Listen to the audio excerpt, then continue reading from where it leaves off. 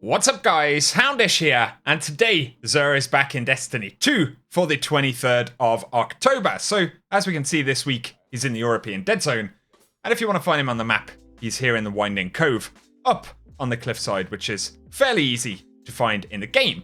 Now, very briefly, before we talk about XUR'S inventory this week, we do have the return of Trials of Osiris, and the map is going to be Rusted Lands by the looks of things, so, as always, have fun with that one, and good luck picking up those loots. Before, of course, Beyond Light launches, where we're going to be getting adept weapons and things like that for Trials, so that'll be pretty funky. Now, for XUR'S inventory. Immediately, for the weapon this week, we do have the Cerberus +1, which he doesn't sell too often.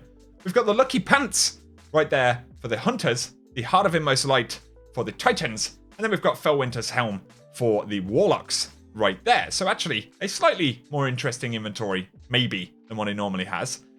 We also have the Consumables 5 of Swords and Invitations of the 9, if you happen to still be working on those, as well as the Exotic Engram that can drop you stuff from the World Pool for exotics randomly, giving you better chances at stuff you don't own, or, of course, random rolls on stats and things like that. Now, for the rolls on these exotic armor pieces, initially, got a total stat roll of 62 on the Lucky Pants, leaning towards intellect and mobility right there. Heart of Inmost Light, though, with a total stat roll of 64, leaning towards discipline as well as resilience. And then we've got Felwinter's Helm, leaning towards recovery and intellect, with a total stat roll of 61. So that's the kind of armor rolls. But for the perks and stuff, for Cerberus +1, of course, it comes with 4-headed dog, and it shoots erratic bullets from all gun barrels at the same time. And then we've also got Spread Shot Package, and aiming the weapon reduces the spread of its projectiles. So a pretty fun one right there. Kind of an interesting bonus, of course. But the Lucky Pants comes with a legally modded holster, and precision hits will load 1 round to the chamber of stowed hand cannons, and hand cannons will ready faster and are more accurate immediately after swapping to them. So, pretty interesting one for the Hunters right there.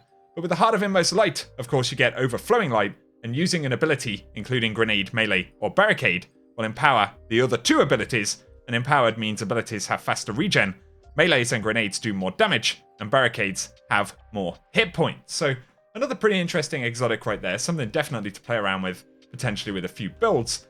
And of course, Felwinter's Helm right here with that stat roll of 61, with Warlord's End, and Arc, Solar, and Void melee kills, create a burst of energy that weaken nearby enemies, and finishes and kills against more powerful enemies increase the radius of the burst and the length of the weakening effect. So a pretty fun exotic right there for the Warlocks this week.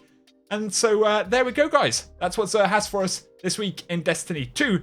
But if you happen to be collecting in D1 by any chance, this week he's got the Celestial Nighthawk, as well as Hawkmoon, a primary engram, and then we've got Sunbreakers and the Glass House. So you can hunt him down and pick up any stuff there if you need to. But otherwise, that's everything you need to know for this week. I hope you found the video useful as always, and if you have, a rating below is very much appreciated. But also get subscribed so I can keep you posted on the world of Destiny 2. And otherwise, have an awesome weekend.